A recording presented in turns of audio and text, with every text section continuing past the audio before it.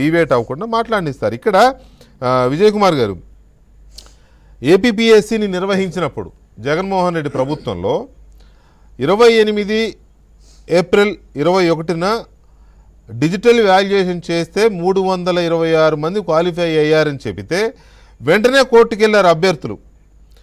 నోటిఫికేషన్లో manual valuation చేస్తామని ఇచ్చారు, ఇక్కడ మాత్రం డిజిటల్ వాల్యుయేషన్ చేశారు, ఇది అన్యాయం అక్రమం జరిగిందని ఇస్తే దాని మీద విచారించిన హైకోర్టు సరిగ్గా 5 నెలలకే హైకోర్టు ఆర్డర్స్ చేసింది మాన్యువల్ వాల్యుయేషన్ చేయండి, డిజిటల్ వాల్యుయేషన్ కుదరదు అని.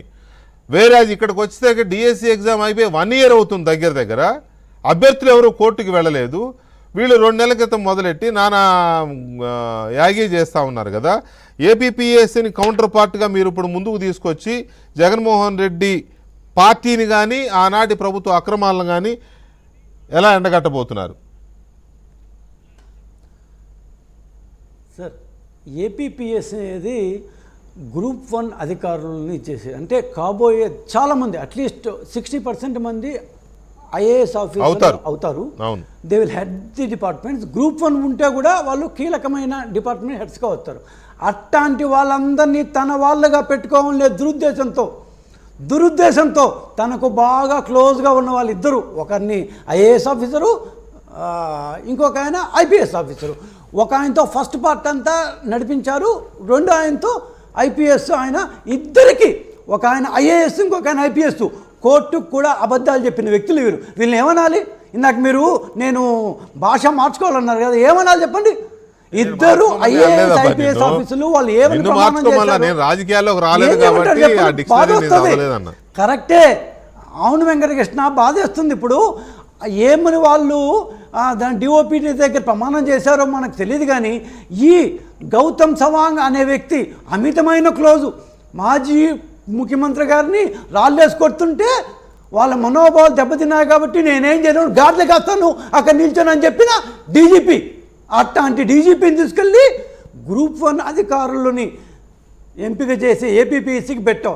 ఆయన వెళ్ళి సిగ్గు లేకుండా కోర్టుకి డిజిటల్ జరగలేదు, 2 సార్లు వాల్యుయేషన్ మాన్యువల్ వాల్యుయేషన్ జరగలేదు అంటూ కోర్టుని తప్పుదోవ పట్టించాడు. కోర్టు తిట్టి చీవాట్లేసింది. ఓకే, దీనికంటే ముందు మాన్యువల్ వాల్యుయేషన్ ఇన్ని సంవత్సరాలుగా, అంటే ఏపీపీఎస్సీ పెట్టినప్పటి నుంచి మాన్యువల్ వాల్యుయేషన్ చూస్తున్న ఏపీపీఎస్సీలో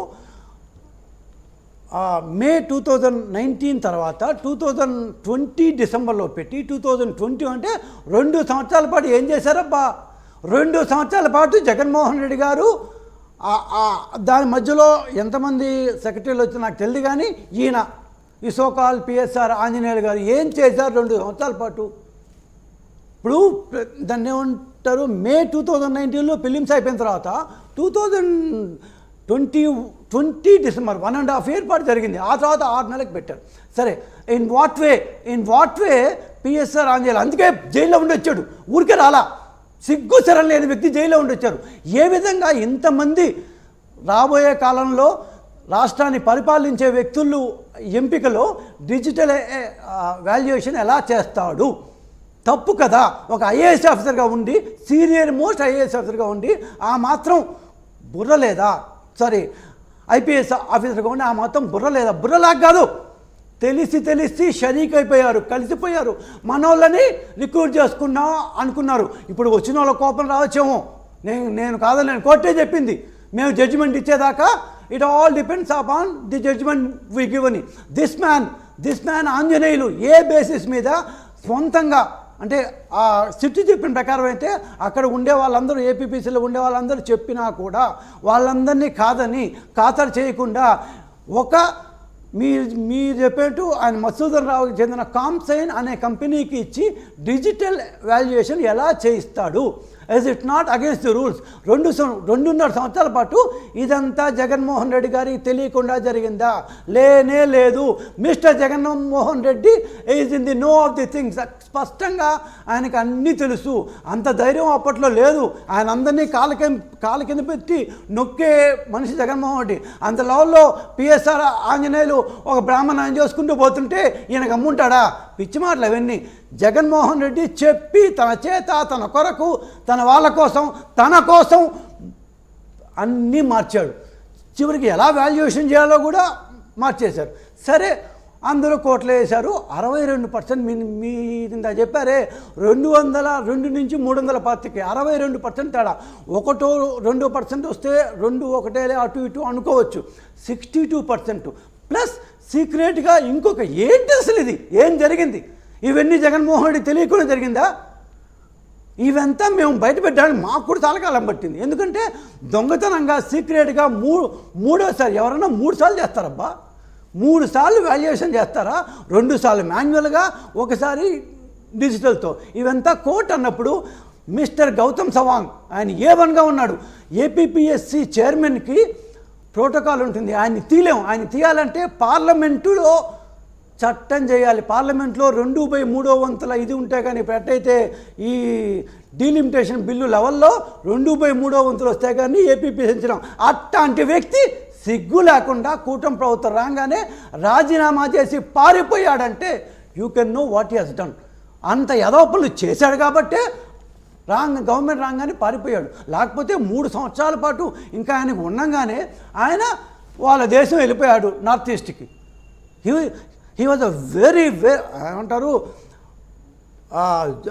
యథా రాజా తదా ప్రజ అంటారు కదా. ఆయన నిజంగా he was a very good officer. మా చిత్తూరు జిల్లాలో స్టార్టింగ్ మదనపల్లి గవాల ఆయన ఉండేవాడు. He was very well known officer, very dignified officer. అట్లాంటి వ్యక్తి కూడా ఈ జగన్మోహన్ రెడ్డి గారితో చేరిన తర్వాత సర్వనాశనం అయిపోయి ఆంజనేయులు గారే కౌన్సిల్ గురించి అందరూ తెలుసు, అయినా కూడా అందరూ ఆయన మెచ్చుకున్నాడు. అట్లాంటి వ్యక్తి కూడా ఈ ముఖ్యమంత్రి గారితో కలిసి నాశనం అయిపోయి వీళ్ళిద్దరూ రాష్ట్రాన్ని రాబోయే కొన్ని 30 సంవత్సరాల పాటు 40 సంవత్సరాల పాటు దాన్ని బ్యూరోక్రసీని వీళ్ళు ఇష్టం వచ్చినట్టు నానా కలగా పొలగం చేసి ఎవరెవరు కావాలో వాళ్ళు కావాలి, వీళ్ళొద్దు, 4 సార్లు మార్చేయండి. మీరు నా చెప్పారు 2021లో మెయిన్స్కి సంబంధించిన ఆ తర్వాత జరిగిన రిక్రూట్మెంటు, కోర్టు తీర్పులు, ఆర్డర్సు, ఇప్పుడు కూడా వాళ్ళ నియామకాలు కోర్టు తుది తీర్పునకు లోబడి ఉంటాయి అని చెప్పిన వ్యవహారం, వాళ్ళందరినీ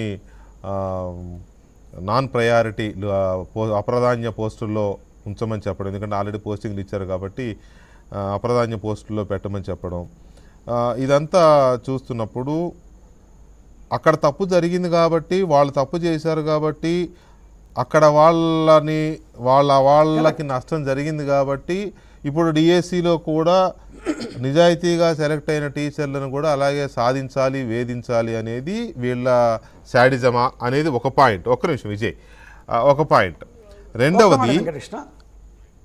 రెండవది ఏపీపీఎస్సిలో జరిగిన అవకతవకలను ప్రజలకి మళ్ళొక్కసారి క్లియర్గా ఎక్స్ప్లెయిన్ చేయాల్సిన సందర్భం చాలా క్లియర్గా కనబడుతుంది. ఎందుకంటే 3 నెలల నుంచి రోడ్ల మీద చేసే నానా రచ్చ ఇప్పుడు రేపు కౌన్సిల్లో రచ్చ చేయాలనుకుంటున్నారు కాబట్టి ఖచ్చితంగా ఆనాడు ఏపీపీఎస్సి గ్రూప్ 1 నియామకాల్లో జగన్మోహన్ రెడ్డి ప్రభుత్వం ఎలాంటి అక్రమాలకు పాల్పడింది, ఎలాంటి అవకతవకలు పాల్పడింది అనేదాన్ని సోదాహరణంగా ప్రజలకి వివరించాల్సిన పరిస్థితి.